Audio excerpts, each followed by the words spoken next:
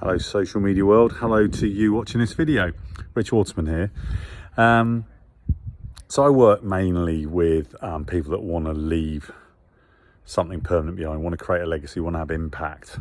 Often that is people that are speakers or coaches, but sometimes it is business owners that want to create a business that's going to have a massive impact on society. And one of the ways that I often work with clients is on the UN sustainability goals.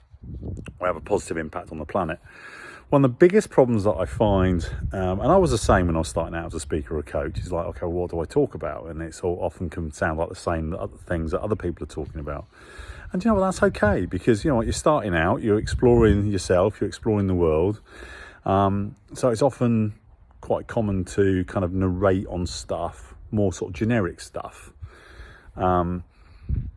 I think that's fine. Like, you know, I did some Tony Robbins. I had other influences, Brendan Burchard, Eckhart Tolle, all sorts of wide variety of influences. And early on in my career, I would often just narrate what was my take on their stuff. And you know, that's a really, really good way to start.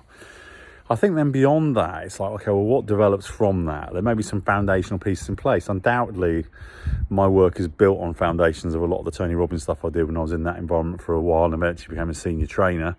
A lot of my stuff is based on neuro-linguistic programming, NLP, where I became an NLP trainer. And then I just started to think about the things that worked for me and kind of what was my flavour, what were my things. And I just started to develop my own tools. And that's a lot of the work that I do working with coaches and speakers particularly, is I'll teach them my tools, which are quite different from the mainstream coaching tools. It's just what I think works for me.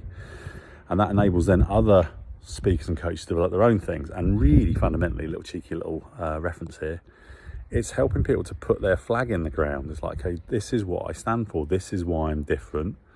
Because no one does you better than you. No one does your content better than you. So own that and then develop that. And the more you talk about it and the more you teach it and the more you coach from that space, you'll develop more of those things. And then you'll have your own little cluster of tools or topics or stories that relate very strongly to you. And there will be people out there that will want to work with you or want to hear from you.